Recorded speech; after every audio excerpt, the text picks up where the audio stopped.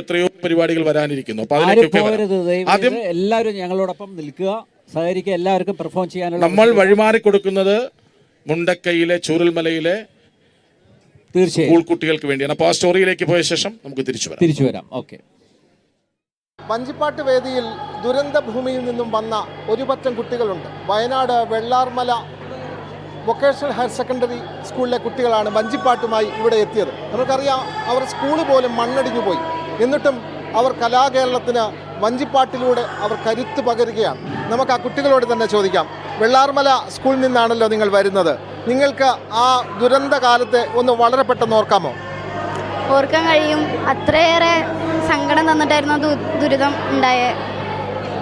അപ്പോൾ കുറേ ഫ്രണ്ട്സിനെ നഷ്ടപ്പെട്ടു, അതേപോലെ വീടും ഇതൊക്കെ നഷ്ടപ്പെട്ടു. പിന്നെ ഇപ്പോൾ അങ്ങനെയാണ്. ആ കുട്ടിക്ക് വാക്കുകൾ പോലും പൂർത്തീകരിക്കാനാവുന്നില്ല. പക്ഷേ അവർ കരുത്തിൻ്റെ ഈണം പകരുകയാണ് ഈ കലാകേരളത്തിൽ.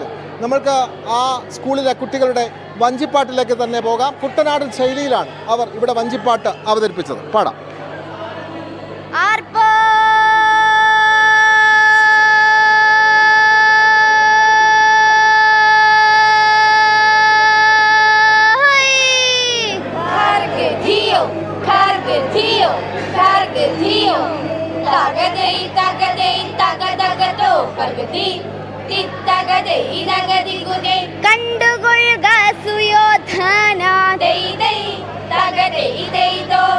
കണ്ടുകൊള്ളുക സുയോധന, കണ്ടുകൊള്ളുക സുയോധന, വിജയന്റെ രഥം തന്നിൽ. കണ്ടുകൊള്ളുക സുയോധന, വിജയന്റെ രഥം തന്നിൽ. കണ്ടുകൊള്ളുക സുയോധന, വിജയന്റെ രഥം തന്നിൽ.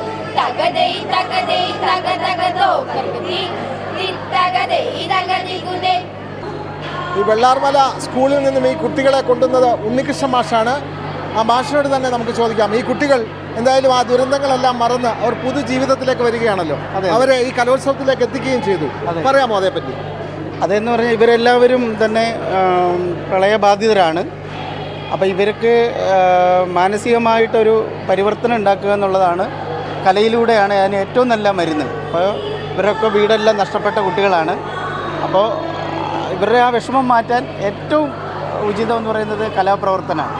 അപ്പോൾ ഇതൊക്കെ ഇവിടെ എത്തിക്കുക. ഇപ്പോൾ ഇവർ മാത്രമല്ല, ഇവരൊക്കെ രക്ഷിതാക്കളെല്ലാവരും ഉണ്ട്. അപ്പോൾ അവർക്കൊക്കെ ഒരു സന്തോഷം നമ്മളാലാവുന്ന കൊടുക്കുക, അത്രയൊക്കെ ഉള്ളൂ. സ്വന്തം ഉറ്റവരെയും എന്തിന് പഠിക്കുന്ന സ്കൂൾ പോലും നഷ്ടപ്പെട്ട ആ നാട്ടിലെ മക്കളാണ് ഇത്. പക്ഷേ അവർ സങ്കടങ്ങളിൽ ആണ്ടുപോകുന്നില്ല. വഞ്ചിപ്പാട്ടിൻ്റെ ഈരടികൾ പോലെ ആർപ്പോ ഈയോ വിളിയോടെ അവർ ജീവിതത്തിലേക്ക് മടങ്ങി വരികയാണ്.